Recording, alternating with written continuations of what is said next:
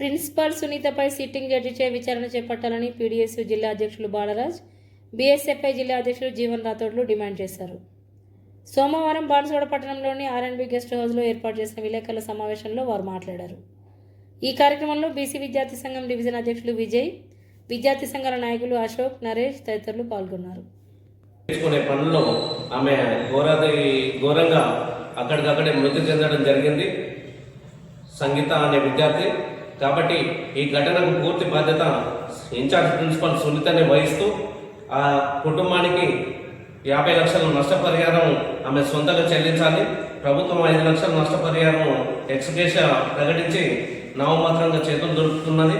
కాబట్టి ఆ నిండు ప్రాణాన్ని బలి ఉన్నటువంటి సునీత మేడము ఖచ్చితంగా అమ్మాయి కుటుంబాన్ని ఆదుకోవాలని చెప్పేసి మేము గత వారం రోజులుగా మేము డిమాండ్ చేస్తా ఉన్నాం.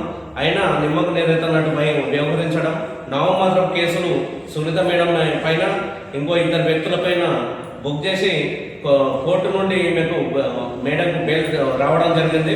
అది ఇప్పుడు ఇందాక సిఎస్ఆర్ గారిని కలవడం జరిగింది. ట్రయల్స్ నడుస్తుంది. ఆ తర్వాత ఫైనల్గా కోర్టు ఎట్లాంటి శిక్ష విధిస్తే ఆ శిక్షలకు ఆమె అర్హురాలవుతుంది అనేటటువంటి వర్షను సార్ గారు వివరించడం జరిగింది. అలా కాకుండా ఆమె పైన వెంటనే తక్షణం ఒక నిండు ప్రాణాన్ని బలికొన్నది. కాబట్టి ఖచ్చితంగా ఆమె మీద సిట్టింగ్ జడ్జితోటి విచారణ జరిపించాలా. ఆమెకు తక్షణమే అన్యాయం జరిగినటువంటి కుటుంబానికి న్యాయం చేసే విధంగా, అదేవిధంగా ఆమెకు చట్టపరమైనటువంటి తక్షణమే కఠినమైనటువంటి చర్యలు జరిగేలా చూడాలి. నామమాత్రం బెయిళ్లతోటి ఆమెను ఇంట్లో కూర్చోబెట్టడం సరైన విధానం కాదని చెప్పేసి ఈరోజు మేము విద్యార్థి సంఘాలకు భావిస్తూ ఉన్నాం.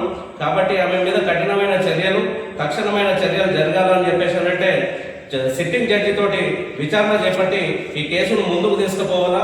ఖచ్చితంగా ఆమెకు కఠినమైన చర్యలు చేపట్టాలని చెప్పేసి మేము ఈరోజు విద్యార్థి సంఘాల ఆధ్వర్యంలో మేము డిమాండ్ చేయడం జరుగుతూ ఉంది. అదేవిధంగా ఆ మృతికి కారణమైనటువంటి ప్రిన్సిపల్ సంగీత విద్యార్థిని కుటుంబానికి ఖచ్చితంగా వెంటనే తక్షణమే ఆమె నష్టపరిహారాన్ని 50 లక్షల రూపాయల వరకు చెల్లించాలి. లేని పక్షంలో సునీత ఇల్లు ముట్టడిస్తామని చెప్పేసి ఈ సందర్భంగా మేము హెచ్చరిస్తామని